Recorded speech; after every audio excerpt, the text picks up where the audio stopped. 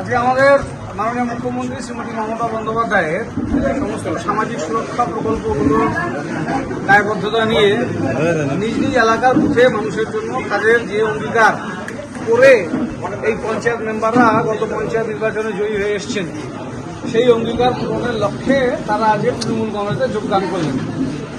এর মধ্যে আনুকুমারী ১ নং অঞ্চলের রূপালী দাস মহন্ত, স্বপ্না সুপ্রধর এবং সুপ্রিয়া বর্মা তিনজনই গ্রাম পঞ্চায়েতের সদস্যা।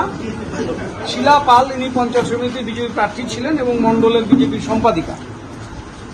এছাড়া বুথের সভাপতি তপন দাস আছেন, তার সাথে আরও যারা পার্টির কর্মী তারা আছেন। সিপিএম থেকেও একজন এসেছেন, দীনবন্ধু অধিকারী।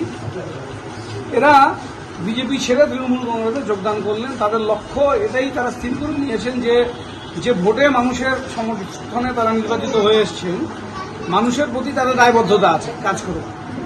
এখানে পঞ্চায়েতি ব্যবস্থা তৃণমূলের, পঞ্চায়েত সমিতি তৃণমূল, জেলা পরিষদ তৃণমূল।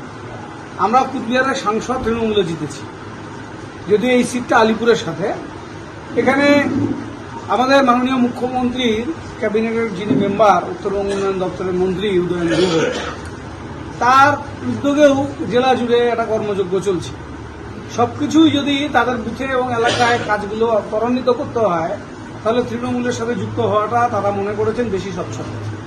তাই নিজেদের এলাকার মানুষের প্রতি দায়বদ্ধতা রেখে তার এলাকার উন্নয়নের জন্য তারা তৃণমূল কংগ্রেসে যোগদান করলেন। তাদেরকে আমরা স্বাগত জানাচ্ছি। আমাদের তৃণমূল কংগ্রেস পরিচালিত এই গ্রাম পঞ্চায়েত এবং পঞ্চায়েত সমিতি, জেলা পরিষদ সব ক্ষেত্রেই আমরা যে সমবর্ধনের নীতিতে এগিয়ে যাচ্ছি, সেই ক্ষেত্রে তাদেরকেও বঞ্চিত করা হবে না। এই বুথগুলোতে সমানভাবে কাজ করা হবে। যেমন তৃণমূলের পুরনো পঞ্চায়েত যারা, সেই বুথগুলোতে যেভাবে কাজ হয়, তাদের বুথগুলোতে একইভাবে কাজ হবে। আমরা আগামীতে আরও যারা বিজেপি নির্বাচিত সদস্য আছেন এই জেলায়, আমরা আজকে প্রায় ১৩০ জন বিজেপির পঞ্চায়েত তৃণমূল কংগ্রেসে যোগদান করলেন আজকের দিন পর্যন্ত। আমরা চাইবো যে বাকি যারা আছেন, কাজ করতে চান মানুষের জন্য, যাদের বিরুদ্ধে কোনো অভিযোগ নেই, আমাদের বুথ স্তর থেকে যেগুলোর বিরুদ্ধে কোনো অভিযোগ নেই যাদের বিরুদ্ধে, তারাও তৃণমূল কংগ্রেসের স্বাগত। ঠিক আছে।